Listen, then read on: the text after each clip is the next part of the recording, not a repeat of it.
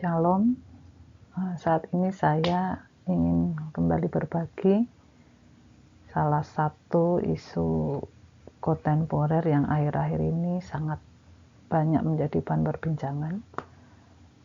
Bahkan ada isu ini semakin meningkat ya pengikutnya, yaitu isu gerakan child free. Nah, gerakan child free menjadi topik yang sangat hangat akhir-akhir ini dalam konteks masyarakat modern. Pilihan untuk tidak memiliki anak atau yang sering disebut sebagai gerakan child free ini semakin meningkat ya, di kalangan masyarakat modern. Fenomena ini merujuk pada keputusan individu atau pasangan yang dengan secara sukarela tidak ingin memiliki keturunan, baik untuk jangka waktu tertentu maupun permanen. Dalam beberapa dekade terakhir, fenomena child free berkembang sangat pesat, terutama di negara-negara maju dan kawasan perkotaan. Kemajuan pendidikan dan urbanisasi serta pergeseran nilai sosial, juga peningkatan biaya hidup yang semakin tinggi menjadi sebagian faktor yang mendorong individu atau pasangan untuk mempertimbangkan atau memutuskan pilihan child free dalam kehidupan mereka, khususnya kehidupan pernikahan mereka. Keputusan untuk hidup child free didorong oleh berbagai alasan yang kompleks ya.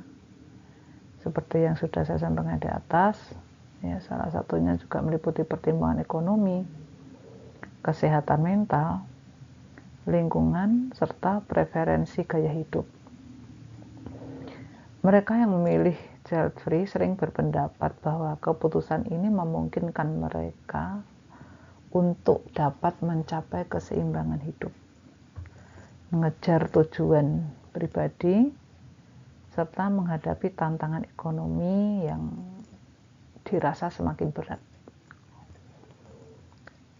Nah, gerakan ini sangat pesat, terutama di kota-kota besar ya, dengan alasan misalnya karena tantangan ekonomi, karena di kota besar biaya hidup sangat tinggi. Nah, itu yang menjadi salah satu alasan yang kuat bagi individu atau pasangan untuk memilih atau memutuskan mengambil langkah child free ini. Jadi berkeluarga atau berumah tangga atau menikah tanpa memiliki anak. Nah, seiring dan pertumbuhannya, gerakan ini juga menimbulkan pro dan kontra sebenarnya. Terutama di kalangan masyarakat yang masih memegang kuat nilai-nilai kekeluargaan secara tradisional. Nah, mengapa seperti itu? Karena fenomena child free ini memunculkan beberapa dampak yang sangat signifikan pada tatanan sosial dan ekonomi masyarakat. Penurunan tingkat kelahiran dapat mempengaruhi keseimbangan demografi ya, kependudukan maksudnya. Kemudian juga meningkatkan risiko penuaan populasi, dan semakin penduduk berkurang, lebih banyak orang yang berusia lanjut, sementara jika gerakan ini semakin pesat, maka timbul ketidakseimbangan antara jumlah penduduk yang semakin tua dan akhirnya meninggal, dan regenerasi menjadi terlambat. Nah, hal itu juga selain itu memberi tekanan pada sistem jaminan sosial dan tenaga kerja di masa depan. Keputusan ini turut mendorong masyarakat untuk lebih fleksibel dalam menerima variasi gaya hidup.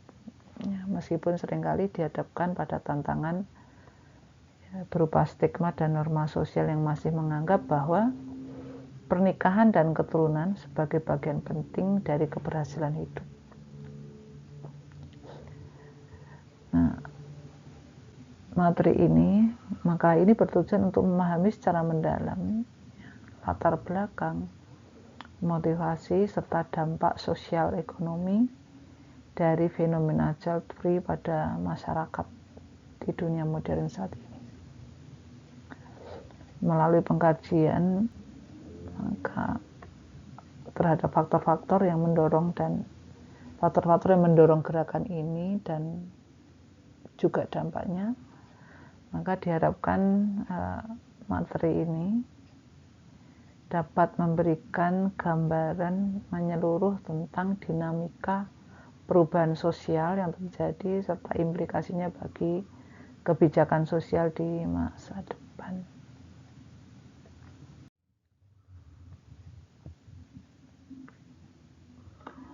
Nah, landasan teori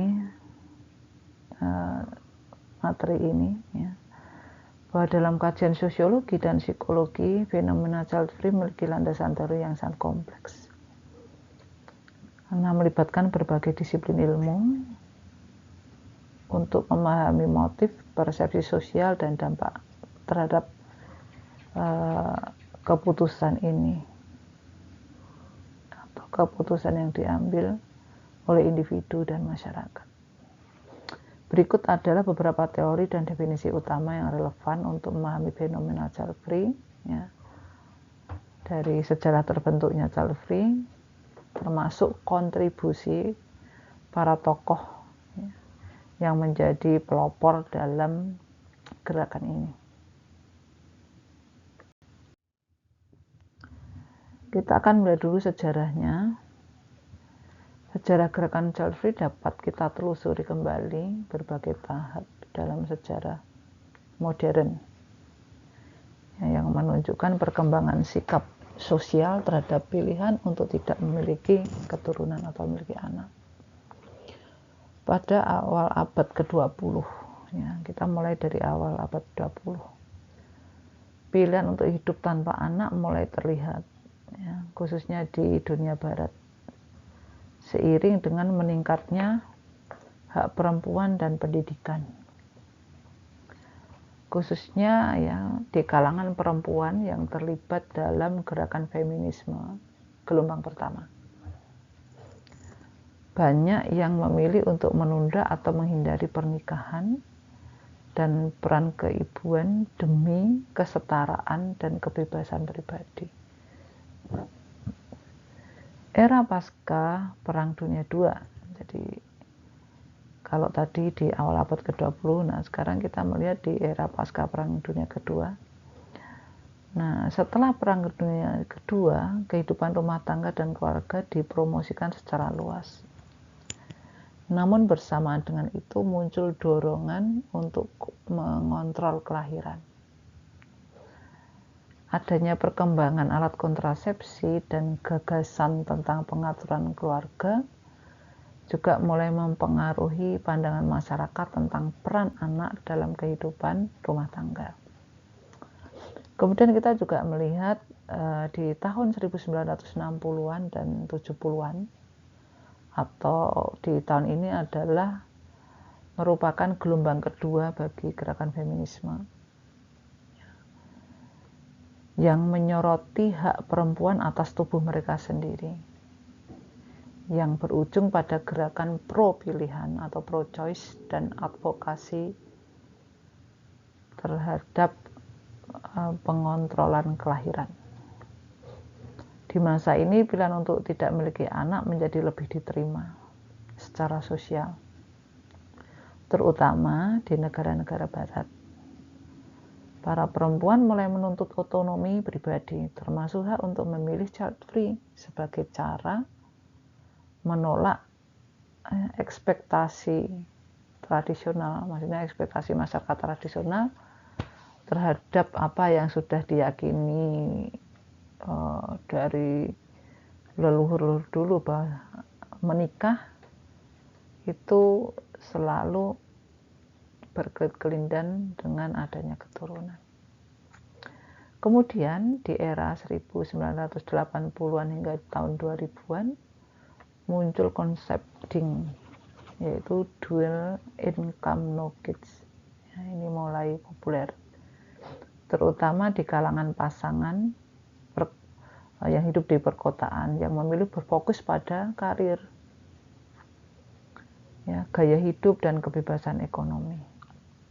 Pada masa ini, identitas tanpa anak mulai disandingkan dengan kemandirian dan status finansial yang stabil, serta kemampuan untuk menikmati hidup lebih leluasa. Di era media sosial tahun 2000-an hingga sekarang, keberadaan medsos dan forum daring mempercepat perkembangan gerakan child free. Mengapa demikian? Karena orang-orang yang memilih gaya hidup ini kini memiliki platform untuk saling berbagi cerita atau sharing, dengan tujuan mendapatkan dukungan dari komunitas yang memiliki pandangan serupa. Gerakan ini juga semakin berkembang dengan bertambahnya kesadaran akan isu lingkungan dan overpopulasi. Banyak kalangan merasa bahwa memilih child free adalah berkontribusi, ya, untuk menjaga kelestarian lingkungan. Ya. Karena apa? Karena adanya kesadaran, sudah mulai terjadi overpopulasi, kepadatan jumlah penduduk yang luar biasa, sehingga pilihan child free ini dianggap bisa berkontribusi untuk menekan angka kelahiran penduduk, sehingga diyakini secara tidak langsung juga menjaga kelestarian lingkungan. Kemudian faktor ekonomi dan budaya kontemporer di era sekarang, ya. Keputusan child free sering dikaitkan dengan ketidakpastian ekonomi, biaya hidup yang sangat tinggi, dan kesulitan perumahan. Nah, keterbukaan budaya terhadap variasi gaya hidup telah memungkinkan individu untuk melihat pilihan child free bukan hanya sebagai alternatif, tetapi sebagai hak yang sah. Secara keseluruhan, gerakan child free telah berkembang dari sebuah pilihan pribadi menjadi sebuah keputusan yang memiliki pengaruh signifikan terhadap struktur keluarga dan demografi di banyak negara, terutama di dunia barat. Ada beberapa negeri, ya, atau contoh negara yang kental dengan gerakan child free sebagai gaya hidup yang tinggi, sehingga negara-negara ini menjadi seperti negara yang akan punah karena tidak adanya tingkat kelahiran. Nah, berikut adalah daftar negara yang kita bisa, yang disinyalir, ya, perkembangan pengikut dari gerakan ini cukup signifikan, ya, cukup menonjol, beserta alasan yang mendukung fenomena gerakan tersebut. Katakanlah yang pertama Jepang. Di Jepang, tingkat kelahiran di Jepang termasuk yang terendah di dunia. Budaya kerja yang intens, biaya hidup yang tinggi, serta tekanan ekonomi menjadi faktor utama mengapa banyak pasangan di negara ini memilih child free. Generasi muda Jepang juga cenderung memprioritaskan kebebasan pribadi dan pengembangan karir daripada membentuk keluarga. Bahkan belum lama, beberapa hari yang lalu, saya melihat di berita bahwa di Jepang saat ini mulai dipikirkan kebijakan bekerja seminggu 4 hari. Jadi para pekerja di Jepang, pemerintah mulai memikirkan kebijakan bekerja cukup dari hari Senin hingga hari Kamis. Tujuannya adalah untuk memberikan kesempatan bagi para pasangan, ya, di weekend dari Jumat, Sabtu, Minggu untuk membangun hubungan komunikasi yang intens, sehingga akan memotivasi untuk ya, memiliki anak. Kemudian di Korea Selatan mengalami penurunan angka kelahiran yang juga sangat signifikan, dengan sebagian besar generasi mudanya memilih child free. Hal ini disebabkan oleh biaya pendidikan dan perumahan yang tinggi, serta ekspektasi sosial yang kuat terhadap peran perempuan dalam rumah tangga. Banyak perempuan Korea kini lebih memilih untuk fokus pada karir dan kehidupan independen daripada berkomitmen pada pemikiran atau memiliki anak. Jerman. Di Jerman, pilihan child free menjadi lebih umum karena perubahan pandangan tentang keluarga dan tekanan ekonomi. Beban finansial serta tingginya harga perumahan di Jepang serta pendidikan menyebabkan banyak pasangan mempertimbangkan untuk lebih memilih child free ketika mereka menikah. Selain itu, perubahan dalam norma budaya menjadikan pilihan hidup tanpa anak lebih diterima. Kemudian selanjutnya adalah Amerika Serikat. Banyak pasangan di Amerika yang memilih child free karena alasan karir, finansial, dan nilai kebebasan pribadi yang tinggi. Dengan adanya biaya perawatan anak dan pendidikan yang cukup mahal di Amerika, serta perubahan nilai budaya yang lebih inklusif terhadap gaya hidup non-tradisional, child free menjadi keputusan yang cukup umum di sana, terutama di kalangan profesional dan urban. Kemudian Swedia. Meskipun memiliki kebijakan keluarga yang progresif, namun gerakan child free di Swedia muncul sebagai pilihan individual. Tingginya kesadaran akan isu lingkungan dan populasi menjadi salah satu motivasi masyarakat untuk memilih child free. Dukungan masyarakat yang inklusif terhadap berbagai gaya hidup membuat keputusan ini diterima juga secara sosial. Italia memiliki salah satu angka kelahiran terendah di Eropa, dengan banyak pasangan memilih untuk child free karena tantangan ekonomi dan ketidakpastian pekerjaan. Budaya keluarga yang kuat yang sebelumnya mendorong peran tradisional kini mulai berubah, memberikan ruang bagi pilihan hidup tanpa anak yang diambil oleh para generasi muda. Kemudian di Singapura, tingginya biaya hidup, pendidikan, dan perumahan membuat pilihan child free menjadi lebih umum. Banyak pasangan muda di Singapura merasa tertekan oleh biaya dan tanggung jawab yang terkait dengan pengasuhan anak, sehingga mereka memilih untuk hidup tanpa anak sebagai solusi praktis. Kemudian Kanada. Di Kanada, keputusan untuk hidup child free sering didorong oleh alasan lingkungan dan ekonomi. Dengan tingginya biaya hidup di kota-kota besar dan kesadaran yang meningkat tentang perubahan iklim, banyak orang memilih child free sebagai pilihan pribadi dan tanggung jawab ekologis.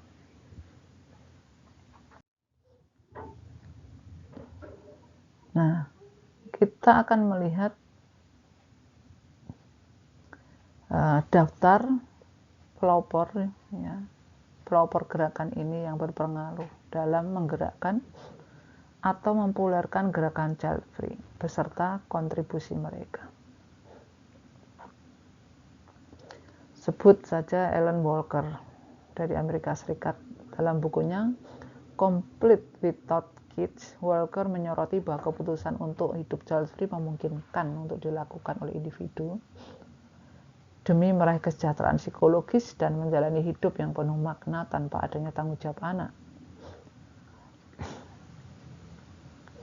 Walker mendiskusikan pilihan child free sebagai jalan untuk meningkatkan kepuasan hidup dan kebebasan individu serta mengajukan narasi alternatif terhadap norma tradisional tentang keluarga. Kemudian Margaret Sanger dari Amerika, sebagai seorang aktivis hak reproduksi, pada awal abad ke-20, Sanger mempelopori advokasi alat kontrasepsi dan hak perempuan untuk memilih kapan atau apakah mereka akan memiliki anak. Ia mendirikan Planned Parenthood yang hingga kini menyediakan edukasi dan akses alat kontrasepsi. Memperkuat pilihan child free sebagai hak pribadi. Kemudian juga ada Mary Case dari Amerika Serikat. Case adalah salah satu penulis yang vokal tentang pengalaman child free di media sosial. Dia mengadvokasi kebebasan individu dan mengedukasi masyarakat mengenai child free lifestyle. Kehadirannya di media sosial memberikan dukungan dan solidaritas bagi generasi muda yang memilih jalan hidup serupa. Kemudian ada Gloria Steinem dari Amerika Serikat juga. Dia seorang aktivis dan jurnalis feminis. Dia memperjuangkan hak perempuan untuk membuat pilihan hidup yang bebas dari ekspektasi sosial tentang pernikahan dan anak.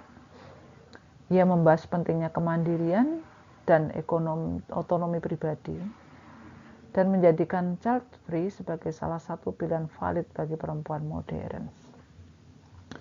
Kemudian ada Laura Carrel dari Amerika Serikat sebagai penulis The Baby Matrix di tahun 2012 dan beberapa buku tentang child free lifestyle. Carrel menjadi suara terkemuka dalam gerakan child free modern.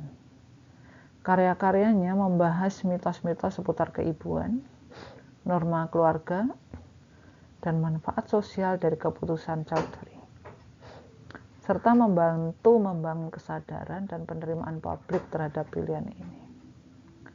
Carrel berpendapat bahwa keyakinan sosial tentang keharusan memiliki anak adalah natalisme pronatalis yang perlu dipertimbangkan ulang. Karyanya mengeksplorasi dampak keputusan child free dalam konteks lingkungan, ekonomi, dan keberlanjutan. Kemudian ada Shulamit Firestone dari Amerika juga sebagai pemikir feminis radikal dan penulis The Dialectic of Sex. Firestone mengkritik konstruksi sosial yang menekan perempuan untuk berperan sebagai ibu. Ia melihat kebebasan dari peran reproduktif sebagai langkah penting dalam mencapai kesetaraan gender. Pemikirannya menjadi bagian penting dari gerakan feminisme dan pilihan child free. Kemudian ada Simone de Beauvoir dari Perancis. Dia adalah seorang filsuf eksistensialis dan feminis Perancis. De Beauvoir adalah pengarang The Second Sex, buku yang menginspirasi gerakan feminisme gelombang kedua. Ia menyoroti beban sosial yang ditempatkan pada perempuan, termasuk harapan untuk berperan sebagai ibu. Pemikiran De Beauvoir membuka ruang bagi perempuan untuk mendefinisikan peran mereka di luar keibuan. Kemudian Corinne Mayer di Perancis. Penulis Perancis ini menulis buku kontroversi No Kids, 40 reasons not to have children, yang memaparkan alasan mengapa keputusan untuk tidak memiliki anak adalah pilihan yang layak dipertimbangkan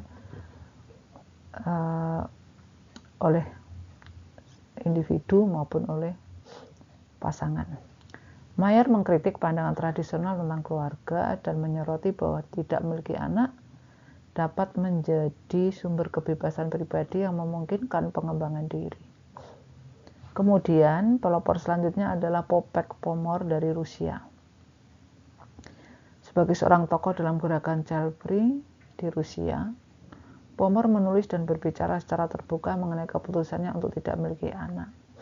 Ia mendirikan komunitas online yang mendukung perempuan dan laki-laki di Rusia dalam memiliki kehidupan tanpa anak di tengah tekanan budaya yang kuat. Dan yang terakhir adalah Nikki DeVago dari Inggris. Dia adalah seorang penulis Child Free and Loving It, sebuah buku yang mendorong orang untuk memikirkan pilihan hidup mereka dengan lebih terbuka, termasuk keputusan untuk tidak memiliki anak. Karyanya menjadi inspirasi bagi banyak orang di Inggris dan luar negeri yang mempertimbangkan child free sebagai pilihan. Para tokoh ini mempengaruhi gerakan child free melalui karya, tulisan, dan advokasi yang memperjuangkan kebebasan reproduksi, serta mendorong masyarakat untuk menerima sebagai pilihan hidup di luar pola keluarga tradisional. Nah, kita melihat dulu sebelum membahas lebih dalam definisi child free itu sendiri. Secara etimologis, istilah child free merujuk pada keputusan individu atau pasangan untuk hidup tanpa anak. Konsep ini berbeda dengan childless yang merujuk pada kondisi ketidakmampuan memiliki anak karena faktor medis atau keadaan lainnya, sehingga faktor itu sebenarnya faktor yang tidak diinginkan karena keinginannya memiliki anak, tetapi karena kasus-kasus tertentu tidak bisa memiliki anak. Child free adalah pilihan aktif ya. Jadi kalau child free itu sendiri ada sebuah pilihan yang aktif yang diambil secara sukarela dan seringkali permanen gitu. American Heritage Dictionary ya mendefinisikan child free sebagai pilihan hidup secara sukarela untuk tidak memiliki anak. Psikologi Today menyebutkan bahwa child free sebagai fenomena psikososial yang menunjukkan preferensi untuk hidup mandiri tanpa adanya tanggung jawab pengasuhan, serta memungkinkan fokus pada aspek lain dari kehidupan. Teori sosial tentang child free. Yang pertama, teori pilihan rasional atau rational choice theory. Ini menjelaskan bahwa manusia membuat keputusan berdasarkan evaluasi rasional terhadap biaya dan manfaat yang dihasilkan. Dalam konteks child free, individu yang memilih tidak memiliki anak seringkali mempertimbangkan faktor ekonomi, kesehatan mental, serta peluang pengembangan diri yang dianggap lebih menguntungkan dibandingkan manfaat yang didapatkan dari memiliki anak. Ini dari Becker yang ditulis pada tahun 1993. Kedua, teori peran sosial atau social role theory. Menurut teori ini, masyarakat memiliki ekspektasi tertentu tentang peran gender yang ideal, termasuk peran sebagai orang tua. Child free muncul sebagai bentuk penolakan terhadap norma peran ini, terutama bagi wanita yang diharapkan memikul tanggung jawab pengasuhan. Teori ini dikembangkan oleh Alice Egling tahun 1987 yang berpendapat bahwa pilihan child free memungkinkan individu untuk meredefinisi peran sosial mereka dan membentuk identitas di luar tanggung jawab tradisional. Ketiga, teori beban pengasuhan parental burnout theory. Berdasarkan teori ini, pengasuhan adalah aktivitas yang sangat menuntut secara emosional dan fisik. Pilihan untuk hidup child free seringkali didorong oleh keinginan untuk menghindari beban pengasuhan yang berat, terutama di lingkungan perkotaan dengan biaya hidup yang tinggi. Penelitian oleh Isabel Roskam dan Moira Mikolajczak menunjukkan bahwa stres dan burnout dapat menyebabkan beberapa individu menghindari pengasuhan sama sekali sebagai cara untuk kesejahteraan mereka. Kemudian keempat, ada teori kebahagiaan hedonis atau hedonic happiness theory. Teori ini melihat child free sebagai bentuk pencarian kebahagiaan berdasarkan nilai hedonis atau kepuasan pribadi. Teori ini diuraikan oleh Fredrickson dan Kahneman yang menekankan bahwa individu mencari kepuasan dan kebahagiaan dalam bentuk kebebasan dan waktu yang lebih fleksibel. Hidup child free memungkinkan individu untuk mengalokasikan waktu dan energi pada hal-hal yang dianggap lebih menyenangkan atau memuaskan secara pribadi. Kemudian juga ada teori ekologis dan isu lingkungan. Isu lingkungan juga merupakan salah satu alasan bagi banyak orang untuk hidup child free. Tokoh seperti David Benatar, seorang filsuf yang mengembangkan gagasan anti-natalisme, berpendapat bahwa keberlanjutan kehidupan manusia dan keseimbangan ekosistem dapat lebih baik dipertahankan dengan pengurangan jumlah populasi, termasuk dengan memilih hidup tanpa anak. Pandangan antinatalis ini seringkali menjadi dasar bagi individu yang memilih child free sebagai kontribusi terhadap pengurangan jejak karbon dan krisis lingkungan secara global. Dapat disimpulkan bahwa fenomena child free adalah hasil dari perpaduan berbagai faktor ekonomi, sosial, psikologis, dan ekologis yang relevan dengan masyarakat modern. Berdasarkan teori dan kontribusi para tokoh di atas, child free bukan hanya sekedar pilihan individual, tetapi juga cerminan dari dinamika perubahan nilai sosial yang lebih luas. Penilaian lebih lanjut tentang child free dapat memberi pemahaman yang lebih dalam tentang bagaimana masyarakat dan lingkungan mengembangkan pandangan baru terhadap keluarga, kebahagiaan, dan kesuksesan hidup di era kontemporer.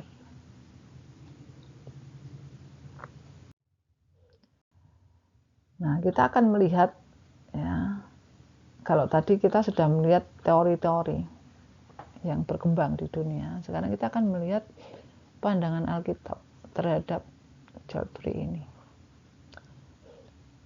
Dalam konteks teologi Kristen, keputusan untuk tidak memiliki anak atau child free perlu dievaluasi dalam terang Alkitab dan pemahaman tentang rencana Allah bagi keluarga dan generasi.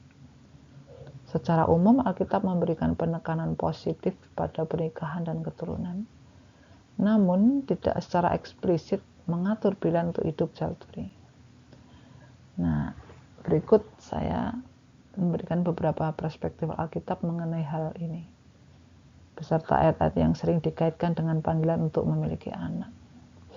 Pertama, perintah untuk beranak cucu sebagai mandat penciptaan. Dalam kitab Kejadian, mandat pertama yang diberikan Allah kepada manusia adalah beranak cuculah dan bertambah banyak. Itu tercatat dalam Kejadian 1 ayat 28.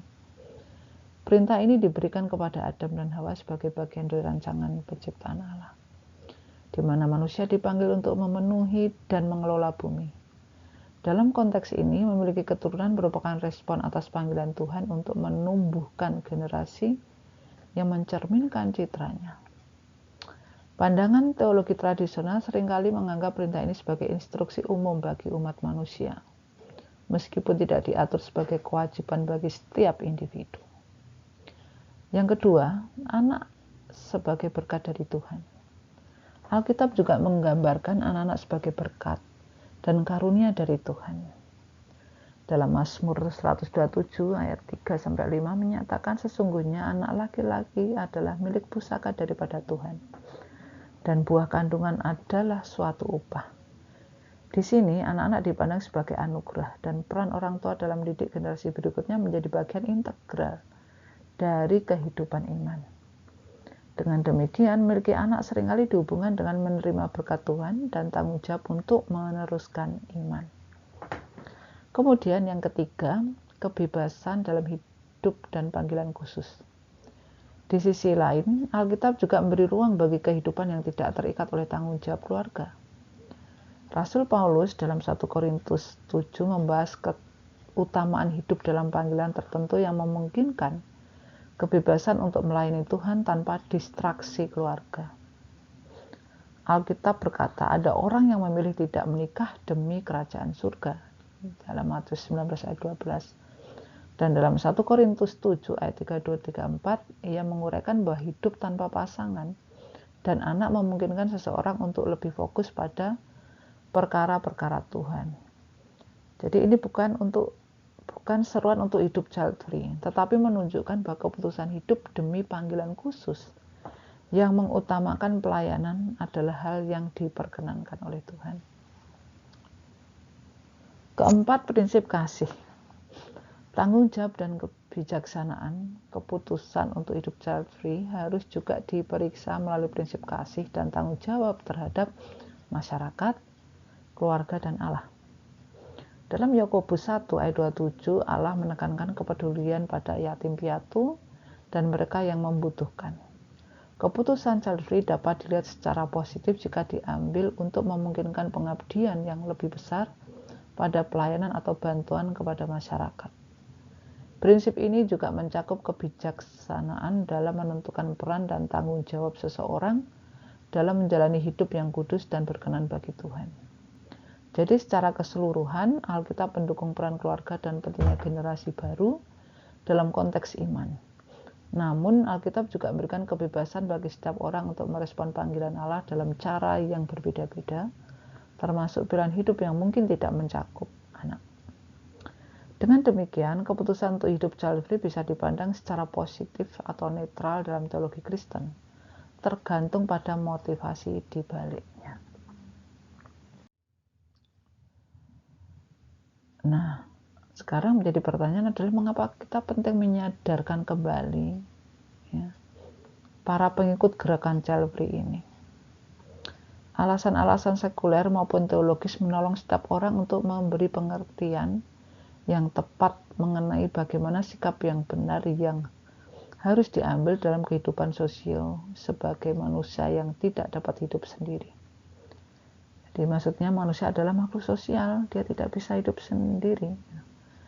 Jadi seandainya seseorang memilih untuk child free, tentu saja itu akan menurunkan populasi, sehingga salah satu aspek bahwa manusia tidak bisa hidup sendiri dan membutuhkan manusia lain akan menghadapi tantangan besar. Alasan-alasan yang tepat untuk child free karena sebuah keterbatasan yang memang tidak dapat memiliki anak, misalnya karena mandul, itu merupakan salah satu alasan yang logis untuk setiap orang yang mengambil keputusan untuk menikah. Karena sejatinya pernikahan berbicara tentang beranak cucu dan beregenerasi untuk kehidupan selanjutnya. Nah, jika ingin hidup dalam gerakan ini, maka ambillah keputusan untuk tidak menikah. Ya, itulah keputusan terbaik. Jadi kalau ingin mengikuti gerakan child free, ya sebaiknya tidak menikah, itu justru lebih baik. Jadi kita perlu menyadarkan para pengikut gerakan ini, pertama membangun kesadaran terhadap peran dalam masyarakat. Hidup child free mungkin memberikan kebebasan, tetapi tanggung jawab sosial dan komitmen terhadap kelanjutan masyarakat tetap harusnya menjadi panggilan secara kolektif.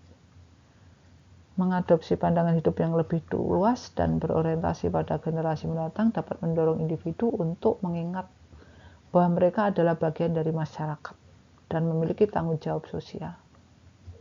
Kemudian yang kedua, meningkatkan kesadaran spiritual dan panggilan hidup.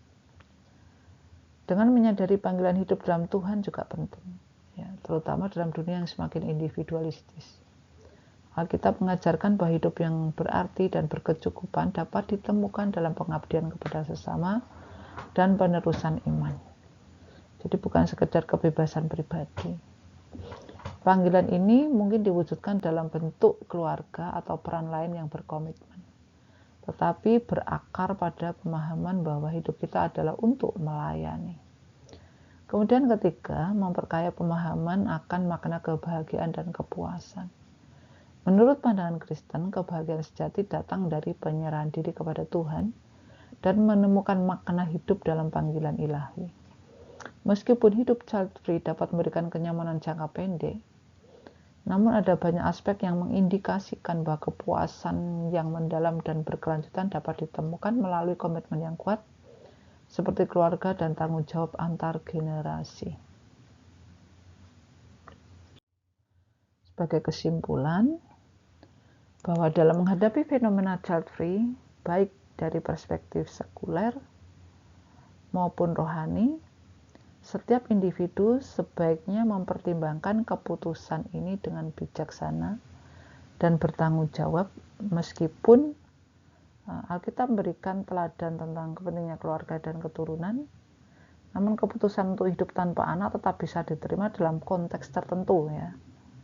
Jadi maksudnya selama diambil dengan alasan yang bertanggung jawab dan demi melayani panggilan Tuhan, keputusan untuk child free bisa diterima. Nah, dengan menempatkan keputusan ini dalam kerangka nilai yang lebih luas, diharapkan setiap orang dapat menjalani hidup yang lebih bermakna, baik bagi diri sendiri, masyarakat, maupun Tuhan. Kiranya apa yang saya sharingkan tentang gerakan child free ini dapat memberkati bagi kita semua. Tuhan Yesus memberkati.